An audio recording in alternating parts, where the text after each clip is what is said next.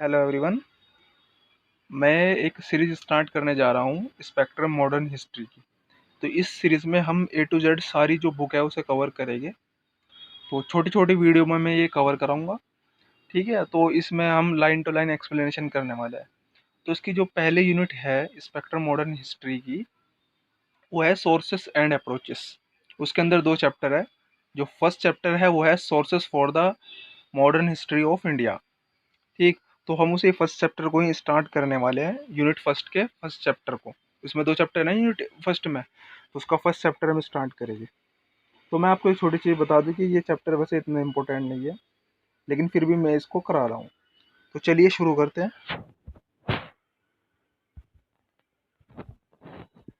देखिए,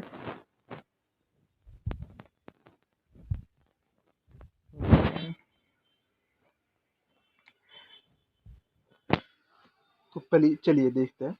तो N abundance of historical material is available for studying India from the mid 18th century to mid 20th century। अब देखिए, यहाँ पर क्या चीज़ है, मैं आपको एक छोटी चीज़ बता रहा हूँ कि हमारे पास जो हिस्ट्री है वो कितने तरह की है हमारे इंडिया की। एक तो एंसेंट, मिडेवल, मॉडर्न और एक पोस्ट इंडिपेंडेंस। ठीक। तो यहाँ पर हम जो क्योंकि बात करने वाले हैं मॉडर्न हिस्ट्री की, ठीक है, तो उसी में हम देखते हैं। देखिए यहाँ पर ये क्या है, फर्स्ट लाइन में क्या कहा गया है। ये बोल रहा है कि जो हमारे यहाँ पर क्या था सिस्टम, हमारे यहाँ पे ईस्ट इंडिया कंपनी आई 1600 में, यानी कि 16वीं सदी में यहाँ पर ईस्ट इंडिया कंपनी आई। इसके बारे में देखिए मैं आपको बता दूँ, इसमें कुछ टर्म्स ऐसे आने वाले हैं जो हम आगे चल के उसको डिटेल में डिस्कस करेंगे। उस फिलहाल के लिए तो मैं आपको थोड़ी सी जानकारी के लिए आपको दे दूंगा, थोड़ा सा उसके बारे में बता दूंगा, बट मेन जो डिटेल में हम डिस्कस है वो आगे आने वाली वीडियो में करेंगे हम। ठीक है। तो अब इसमें देखिए, जो हमारी 18 से 20 सेंचुरी का जो दौर था, 18 से 20 सेंचुरी का, तो उसमें हमें बहुत सारा हिस्टोरिकल मटेरियल मिलता है इस दौर में। अब इस दौर में क्यों मिलता है, उससे पहले क्यों नहीं मिलता, क्योंकि देखिए उस वक्त तक पेपर इतना ज़्यादा ईजाद नहीं किया गया था, मतलब इतना डिस्कवरी पेपर की इतना ज़्यादा यूज़ में नहीं था। लेकिन 18 से 20 सेंचुरी में बहुत ज़्यादा पेपर यूज़ में आ गया था, तो इसलिए हमें उस दौर में बहुत सारे हिस्टोरिकल मटेरियल उस दौर में मिले हैं। ठीक है।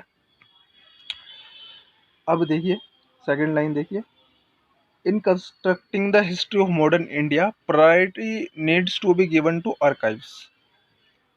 अब देखिए पहली चीज़, सबसे पहली चीज़ आर्काइव्स क्या है, इसको हम पढ़ते हैं, फिर ये दूसरी लाइन और अगली लाइन भी समझ में आ जाएगी। आर्काइव्स क्या चीज़ है, देखिए archives refers to a collections of historical records and documents, usually usually primary source documents, those documents that have been created as a necessary part of some activity, administrative, legal, social और commercial। देखिए मैं इन दोनों लाइनों को मतलब आपको समझा रहा हूँ, ये ऊपर वाली दूसरी और तीसरी लाइन का देखिए सुनिए। सबसे पहली चीज़ आर्काइव्स क्या चीज़ है। देखिए जो ये ब्रिटिश होते थे, ये क्या करते थे, अपनी कोई भी एक्टिविटी कर रहे होते, जैसे कोई एडमिनिस्ट्रेटिव एक्टिविटी हो, ठीक है, रूल करना है, मतलब क्या क्या लॉ बनाने हैं, लीगल एक्टिविटी हो, सोशल मतलब समाज के लिए क्या काम कर रहे हैं, कमर्शियल क्या काम कर रहे हैं, मतलब कि काम काज किस तरीके से चला रहा है, तो उसको ये पहले ना पर एक पेपर पे लिख लेते, उसे नोट करके रख देते हैं। ठीक है, ताकि आसानी हो, है ना। तो अब ये जो आर्काइव्स क्या है, ये उस दौर में बनाए गए डॉक्यूमेंट्स है जो ब्रिटिश ईस्ट इंडिया कंपनी ने अपने लिए, अपने कामकाज के लिए, एडमिनिस्ट्रेटिव, सोशल और कमर्शियल के लिए जो बनाए थे ना, ये वो डॉक्यूमेंट है।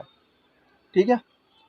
तो अब अच्छा, जो जो हमें जो मॉडर्न हिस्ट्री का जो ज़्यादातर पता चलता है, देखिए दूसरी लाइन में से नहीं बताया, जो मॉडर्न हिस्ट्री का जो हमें पता चलता है ना, तो हम जो जो प्रायोरिटी देते हैं किसी को, मतलब जो हमारा पहला सोर्सेस है मॉडर्न हिस्ट्री के बारे में जानने के लिए, तो वो आर्काइव्स है। आर्काइव्स मैंने आपको बता दिया। ठीक है।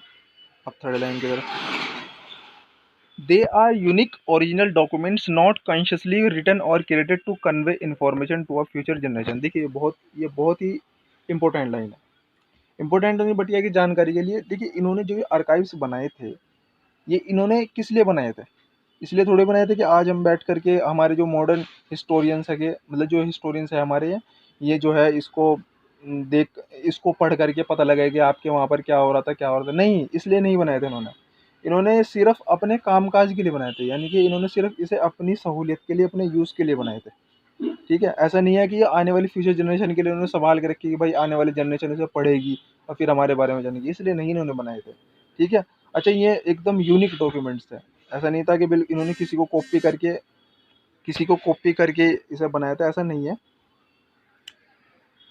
ठीक, अब देखिए नेक्स्ट लाइन की तरफ चलते हैं। An important parts of archives relating to modern India are the official records, the papers of government agency at various level। अब देखिए जो बहुत ही ज़्यादा इम्पोर्टेंट पार्ट है आर्काइव्स का वो क्या है, जो गवर्नमेंट के जो गवर्नमेंट के जो पेपर होते हैं ना, मतलब ये तो नॉर्मल से लाइन लिखी हुई है, मतलब कहने का मतलब यहाँ पर ये है कि जो गवर्नमेंट के जो ऑफिशियल रिकॉर्ड्स थे ना, वो बहुत ही मोस्ट इंपॉर्टेंट आर्काइव्स है।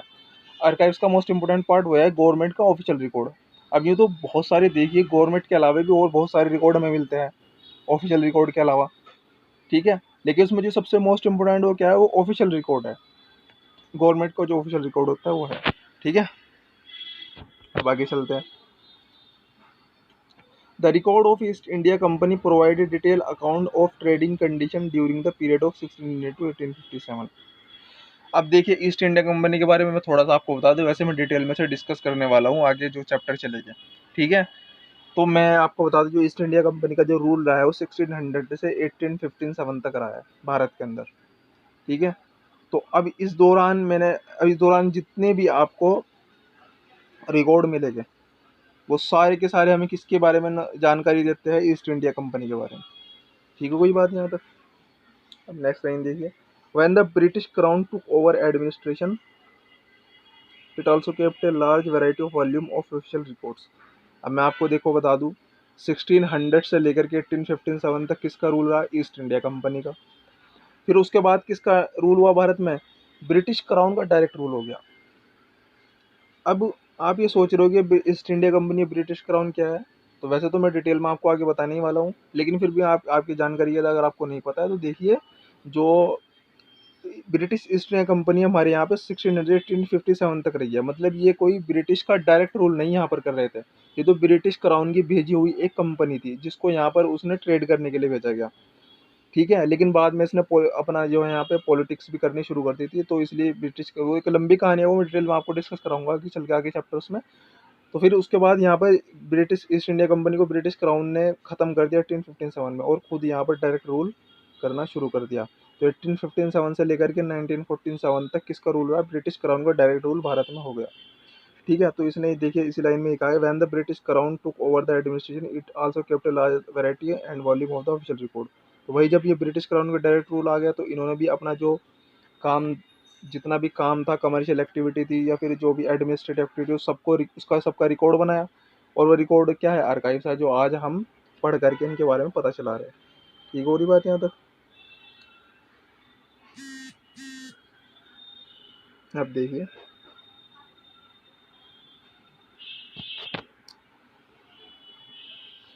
देखिए these records help historian to trace every important development stage by stage and follow the process of decision making and the psychology of the policy makers। अब आपके जहन में भी एक बात आई होगी, जो ये हमारी जो पुरानी हिस्ट्री थी, मॉडर्न हिस्ट्री की बात कर रहा हूँ मैं, यानी जो अंग्रेज़ों का दौर था, तो उसमें जो है जितनी भी एक्टिविटी उन्होंने करी, तो आज हम उनके बारे में पढ़ते हैं ना, आपने 6, 7, 8 में तो पढ़ा ही होगा थोड़ा बहुत कि अंग्रेजों ने हम पर शासन किया है। तो इन्हें हमारे हिस्टोरियंस को पता कैसे चला है, ठीक। तो हमारे हिस्टोरियंस को पता कैसे चला, हमारे हिस्टोरियंस को पता चला है उस दौरान में बनाए गए आर्काइव से, जो जो बात मैं आपको पहले भी बता चुका हूँ। तो उन्होंने जो रिकॉर्ड्स उस दौरान बनाए थे, जितने डॉक्यूमेंट्स बनाए थे, वो हमारी हेल्प करते हैं। किस किस किस किस लिए हेल्प करते हैं हमारी, जो उनके बारे में पता लगाने के लिए कि उन्होंने किस तरह की उनकी डिसीजन मेकिंग थी, उनकी सोच क्या क्या थी, उन्होंने किस तरीके से डेवलपमेंट किया, वो सारा का सारा कौन बताता है, उनके आर्काइव्स, उनके डॉक्यूमेंट्स जो उन्होंने उस दौर में बनाए थे। ठीक है, कोई बात। अब देखिए next line. The records of other European East India companies the Portuguese Dutch French are also useful for constructing the history of 17th and 18th century. अब इसे ध्यान से सुनिएगा। देखिए मैं फिर आपको ये बात कह रहा हूँ कि आपको मैं, देखिए पहले सुन लीजिए। इसमें देखिए जो हमारे यहाँ हमारे देश के अंदर हमें बहुत सारे लोगों को ये लगता है कि सिर्फ ईस्ट इंडिया कंपनी यानी कि और ब्रिटिश के जो लोग थे वही उन्होंने हम पर शासन किया है और उसके अलावा कोई और नहीं है। बहुत सारे लोगों को लगता है जिन्होंने हिस्ट्री नहीं पढ़ी, ठीक। तो मैं आपको बता दूं कि हमारे देश में सिर्फ ब्रिटिश क्राउन ने ही शासन नहीं किया, ब्रिटिश वालों ने नहीं, उनके अलावा हमारे देश में पोर्तुगीज, तो सिर्फ ब्रिटिश क्राउन ने ही शासन नहीं किया, पोर्तुगीज ने, डच ने और फ्रेंच ने, ये भी लोग हमारे देश के अंदर आए थे शासन करने के लिए। इनके बारे में मैं आपको डिटेल में डिस्कस कराऊंगा अगले जो आने वाले चैप्टर में, बहुत बढ़िया करके इसमें इसकी एक्सप्लेनेशन है। इन सभी कॉलोनियल पावर्स की पूरी हम डिटेल में डिस्कस करने वाले हैं। तो देखिए यहाँ पर बताने चाह रहे हैं कि जो रिकॉर्ड्स है, जो दूसरी यूरोपियन कंपनीज आई थी, जो पोर्तुगीज, डच और फ्रेंच, इन्होंने भी उस दौरान अपने रिकॉर्ड्स बनाए थे। ठीक है, तो जो इन्होंने रिकॉर्ड उस दौरान में बनाए थे, तो वो आज के हमारे आज के जो हमारे हिस्टोरियंस हैं उनको जो है मॉडर्न हिस्ट्री के बारे में बहुत सारी जानकारी वो देते हैं। 17 से 18 के बीच में, 17 से 18 सेंचुरी के बीच में जितने भी एक्टिविटी हुई उन सबके बारे में जानकारी देते हैं उनके डॉक्यूमेंट। ठीक है, अब नेक्स्ट लाइन देखिए, there are primarily important from the point of view economic history, but much can be gathered from them about the political setup as well। देखिए, इसमें एक चीज़ बहुत ही अच्छी समझने की ये है कि जो ब्रिटिश और जितने भी फॉरेन जितने भी लोग यहाँ पर आए थे, चाहे वो डच हो, चाहे वो पुर्तगीज़ हो, चाहे वो ब्रिटिश हो, इनका जो एक मकसद था यहाँ पर सिर्फ वो ये कि इकोनॉमिक एक्टिविटी, यानी कि यहाँ से पैसा कमाना, और इनका कोई और दूसरा एम नहीं था। लेकिन जब इन्होंने देखा कि भाई कि बिना पॉलिटिक्स के तो यहाँ पर हम पैसा नहीं कमा सकते, तो इसलिए इन्होंने फिर यहाँ पर धीरे धीरे करके एडमिनिस्ट्रेशन और पॉलिटिक्स की तरफ ध्यान देना शुरू किया। तो कहने का मतलब सीधा सा ये है कि इनका जो मेन जो मोटिव था ना इंडिया में आने का, वो सिर्फ इकोनॉमिक एक्टिविटी था, यानी कि पैसे कमाना था। तो अब लेकिन हुआ उसमें क्या कि जितने भी इन्होंने जो आर्काइव्स है, इनके जो डॉक्यूमेंट्स उस टाइम पे लिख रहे थे, तो इनका जो मेन जो इशू रहता था ना, वो इकोनॉमिक्स से रिलेटेड रहता था, लेकिन उससे रिलेटेड फिर ये कुछ पॉलिटिकल एक्टिविटी भी करते थे। तो अब हमें मिलता क्या है कि इनकी इस इकोनॉमिक हिस्ट्री के साथ साथ ही हमें इनका सारा पॉलिटिकल सेटअप, सारा एडमिनिस्ट्रेटिव सेटअप, सब कुछ हमें दिखाई देता है। ठीक है ना। अब नेक्स्ट लाइन देखिए, there are also many contemporary and semi contemporary work such as memoirs, biographies and travel accounts which give us interesting as well as useful glimpse into the history of 18th and early 19th century। अब देखिए उसी दौर में हुआ क्या कि कुछ लोग थे, जैसे कि कुछ चाइना से और दूसरे देशों से आते कुछ लोग ना घूमने के लिए आते थे। मतलब वो देखते थे, ट्रैवलर होते थे ना पहले के, वो देखते थे वो दुनिया में क्या क्या चल रहा है। तो जब वो ट्रैवल करते थे तो उसमें वो सारी चीज़ें देखते थे, फिर देखने के बाद उसे अपनी एक उसके नोट्स बनाते थे, उसका डॉक्यूमेंट बनाते थे, मतलब अपनी बायोग्राफी में वो लिखते थे, तो उसमें वो सारी चीज़ें मेंशन करते थे। तो अब वो जो उनके जो मेंशन की हुई चीज़ें हैगी, वो सारी की सारी हमारे लिए क्या बन रही है, उस दौर में जितनी भी एक्टिविटी होती थी, वो सारी की सारी हमें पता चल रही है किनके, उनके बायोग्राफीज से जो उन्होंने लिखी थी। ये मतलब बाहर से कोई भी ट्रैवलर आ जाता था, चाइना से या फिर कहीं और से, तो घूमता हुआ ऐसे ही, तो वो देखता था भाई यहाँ पे ये हो रहा है, यहाँ पे ये हो रहा है, तो उसको अपनी किताब में, वो अपनी किसी बुक में वो नोट करता था, और वो उसका जो नोट है, उसकी जो बायोग्राफी है, उसकी हेल्प से हमें उस दौर की बहुत सारी एक्टिविटी का पता चलता है। ठीक है, अब नेक्स्ट पॉइंट की तरफ चलते हैं। Newspapers and journals made their appearance in the later part of the 18th century and they provide very valuable information on almost all aspects of Indian society, especially in 19th and 20th century। अब देखिए, जो ये newspaper का जो craze था, ये 18th century के बाद आया, 18th सेंचुरी से पहले नहीं था। ठीक है, तो 18th सेंचुरी के बाद न्यूज़पेपर का चलन बहुत ज़्यादा हो गया। ठीक है, तो अब उस दौर में जितने भी न्यूज़पेपर छपे हुए थे, वो भी हमें उस दौर की जितनी भी एक्टिविटी हो रही थी उसकी इन्फॉर्मेशन प्रोवाइड करते हैं हमारे हिस्टोरियंस को। ठीक है, अब उसके बाद नेक्स्ट लास्ट लाइन देखिए इसकी, other sources of modern Indian history include oral evidence, creative literature and painting. एक ये बहुत मेन चीज़ है। देखिए, उस दौर में पेंटिंग वगैरह तो बनती थी, पेंटिंग वगैरह ही चलती थी, उसमें बहुत सारे जो उस दौर के किंग वगैरह थे, या फिर जो ब्रिटिश जो भी यहाँ पे रूलर आया है, ठीक है, गवर्नर, वायसराय वगैरह, वो सब अपनी पेंटिंग वगैरह बनवाते थे और बहुत सारी क्रिएटिव एक्टिविटी वो कराते थे, पोएम्स वगैरह। तो उसकी हेल्प से भी हमें बहुत सारी हिस्ट्री का उस दौर की पता चलता था, उस दौर की जितनी भी एक्टिविटी हो रही थी उसकी हेल्प से हमें पता चलता था, किसकी, लिटरेचर और पेंटिंग हो गई, ये सब चीज़ें। ठीक है, तो अब ये देखिए, इसमें मैंने ये जो चैप्टर स्टार्ट कराया है, ठीक है, तो मैं ऐसा नहीं है कि मैं एक चैप्टर सिर्फ एक ही वीडियो में बना दूंगा, तो मैं छोटी छोटी वीडियो बना रहा हूँ। ठीक है, आज के लिए मैं इस वीडियो में इतना ही रखता हूँ, बाकी इस चैप्टर को हम कंटिन्यू करेंगे नेक्स्ट वीडियो में।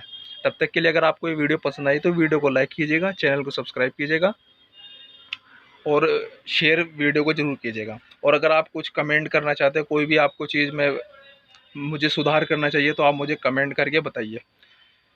तब तक के लिए थैंक यू।